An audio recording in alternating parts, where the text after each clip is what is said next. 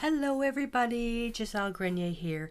In this video lesson, we're going to take our mixed violet and then we're going to do some experimenting on how to brighten it up and dull it down.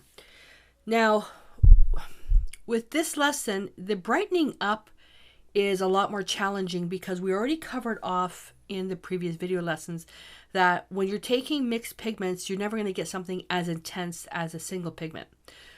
For this reason, what I'm going to suggest, and I've got the wrong chart, hang on a second. What I'm going to suggest is if you want a violet that's really, really intense, go with dioxazine purple. You won't get anything more intense than that. So with this lesson, it's going to be more of dulling down because when you're taking the mix, and you can see there's already dull.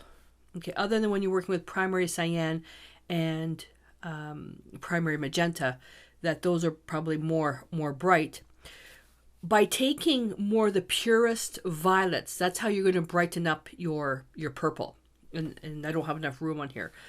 To dull down, it's so much easier because the blues are already different and the reds are already different.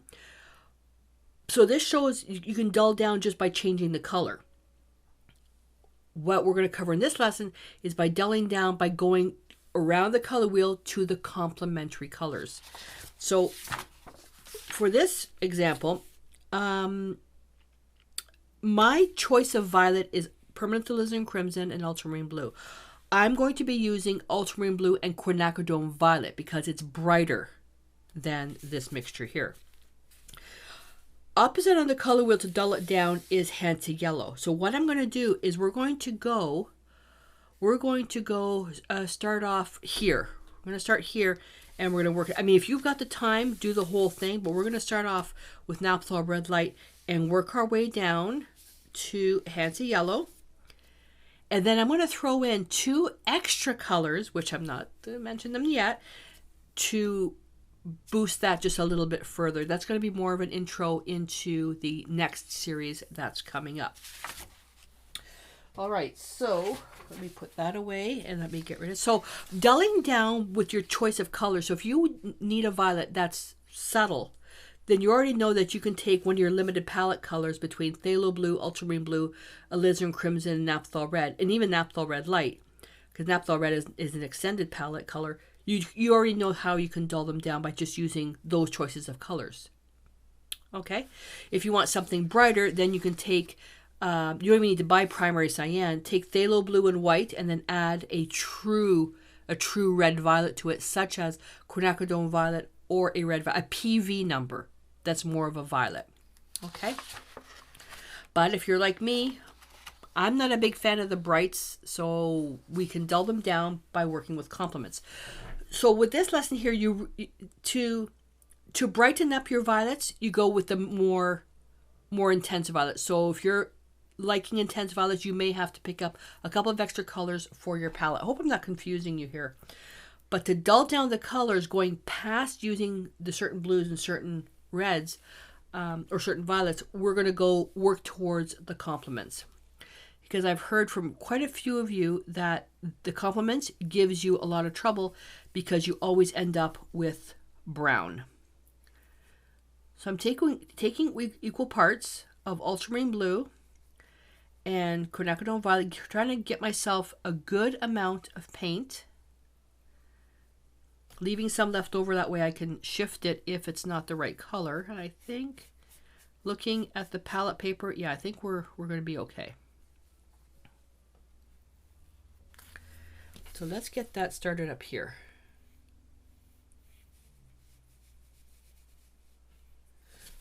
Oops, forgot to write it down. So this is ultramarine blue and quinacridone violet. Take some white. I'm going to go way over here. So this is a really nice mix. So because I like my mixes dull, I'll use ultramarine blue and permanent alizarin crimson. If I want something brighter, I'll just use quinacridone violet instead. That's why I have it, but it's not in my limited palette.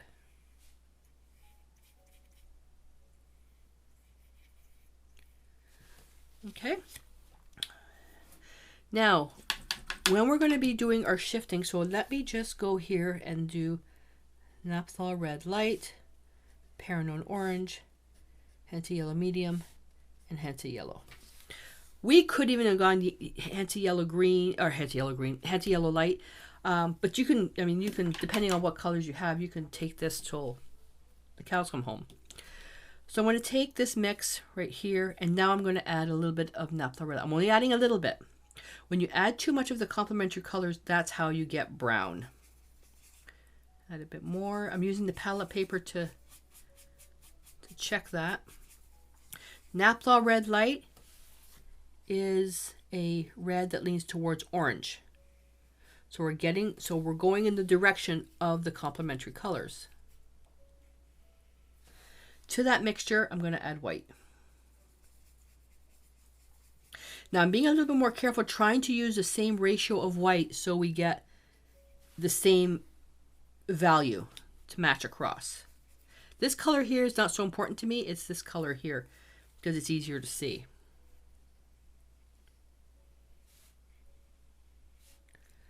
So this is pretty. It's duller and darkened up a little bit. I don't know if it's because I added less white. I don't know. So now we're going to see with orange now. So we're going to take this roughly the same amount. Then I'm going to take a little bit of orange, mix that in. Take a look here. I'm going to take a little bit more. You don't want to add too much, otherwise you're going to get brown. You're going to get mud.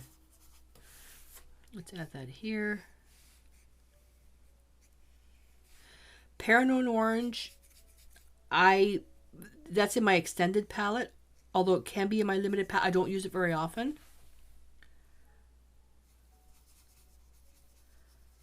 This really did a nice dulled mix. Now, can you see that they're getting a little bit more red?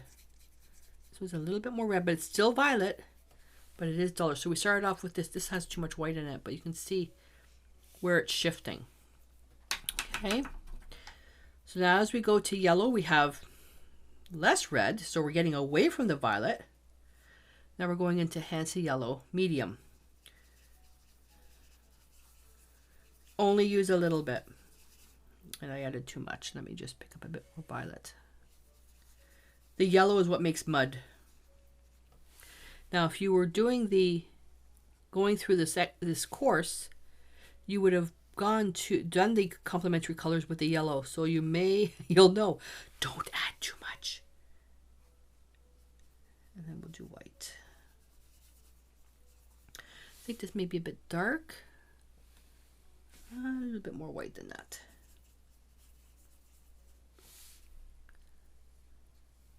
There you go. So you see the difference what it started off with and how it's shifting? As we're getting closer to the complements, it's getting duller and duller and duller. Okay. Take some paint. Now Hansa yellow is not as strong. We're gonna get this to get in there. I don't know if it's the particular bottle I have, but it seems to be very thin. I'm not sure if it's a defect. I don't know. It just seems very, very thin. Okay, and then we're going to add white.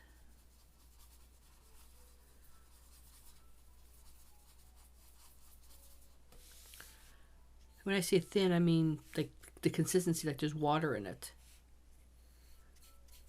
We're not at the freezing levels outside yet, so there you go. So bright and dull, dull, dull, dull, dull. Okay, so you see how that works, right? And you now know that when you're adding your complements, use very little, otherwise you're going to instantly get brown. So let me think. If we're working with this and we want to brighten it up, usually you work with the color next to it on the color wheel. You can see that the naphthol red light did brighten it up just a speck, not a lot. If we used naphthol red, it might have been just a little bit brighter. But ideally, what I would do, I would go to red violet on this, even though I don't use it. The red violet to me is on my extended palette. Like quinacridone violet is on my extended palette. And everything else are colors I really use. I just don't know why. I never really have a need for it. So let's take now this color and we're going to introduce two neutrals. We're going to introduce yellow oxide and burnt sienna. We're going to be working with the neutrals in the next series. So I'm going to take this and I'm going to add a little bit of yellow oxide. And let's go over here.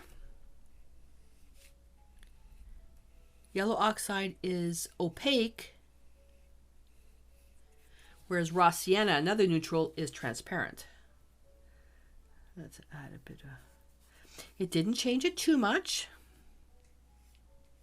Just a little bit duller, but still really pretty.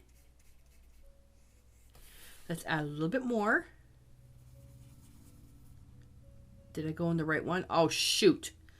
I think I went in the wrong one. Okay, I'm going to have to make it up again. That's what happens when I have too much paint on the palette. This should be. Here we go.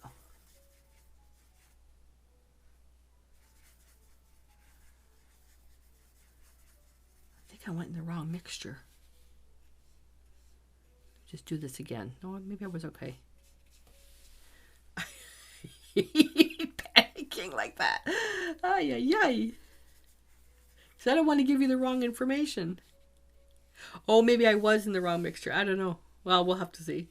But anyways, there we go. So violet brought down with yellow oxide. Now, the other thing you can see when these colors here, because these colors are primarily semi-transparent, this is opaque. Yellow oxide is opaque. Now, if we use the same mixture, which will take us to the end, and add a little bit of burnt sienna. Burnt sienna is a color I love working with when it comes to landscapes to create that dusty mauve sky color. May not be enough. No.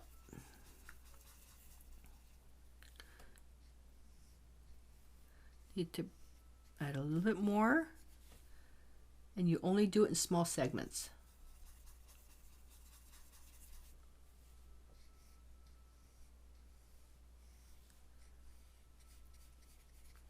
I really learned the power of violet from Jerry Yarnell. I was going through school. Some of the home study programs had some. He uses a lot. He uses purple a lot. Creates a lot of an overview with the violet colors. I'm going to dull that down a bit more. A lot of burnt sienna. Burnt sienna is a brownish orange. Some say reddish brown, orange brown. It depends on who makes it. But typically it's a PBR color, pigment brown. If yours says PR101, that's more of a, it could be called transparent red iron oxide, English red oxide, some Mars red, but the true burnt sienna is with PBR 7. But see how well that went down? So it's more opaque than these. So you can turn around and say, okay, self, if I want to take a violet and I want to dull it down a little bit, because let's say it's a shirt, like that's going to be one of your exercises is this thing here. You want to take a shirt or a flower or whatever, and you need to have something that's not too bright. But typically when you're taking ultramarine blue, quinacridone violet, and taking one of the other reds, orange, and yellows, they're transparent. How do you make it more opaque? Jump to an opaque neutral. Well, we're going to be covering that in the next series. We still have 2 challenges to go through for this, but we're going to get through the neutrals, and you'll be able to play a lot more with those. But if you want something that's more opaque, just jump to an actual opaque neutral, and that'll give you a lot of help.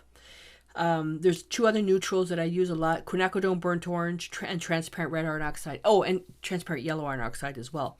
But they're transparent. So look, yellow oxide and burnt sienna are really, really good to create those opaque, dull colors for you to play with. Not always adding white, because white will change the value, but using yellow oxide or burnt sienna will create a new color and will also add some opacity. Hopefully that makes sense. So your homework assignment is going to be taking your favorite mix for violet. Okay, whatever your favorite mixes are, your favorite colors, get your violet and make a whole bunch. Then what you're going to do is you're going to go around your palette using your limited palette of colors you've chosen, and you're going, I mean, you can even go as far as taking your alizarin crimson or your red that leans towards violet, your red that leans towards orange. Take your orange, take your yellow that leans towards orange, take your neutral yellow if you have one, take your yellow that leans towards green. So go around the color wheel and dull down the violet mixture you made. And if you have, and only if you have, take yellow oxide, or you may have yellow ochre. The only difference is yellow ochre is organic and yellow oxide is synthetic. Create a strip with your purple mix with yellow oxide, and then do another one with burnt sienna. And that's just to give you the chance to experiment with a opaque neutral. Okay, so that's your homework assignment.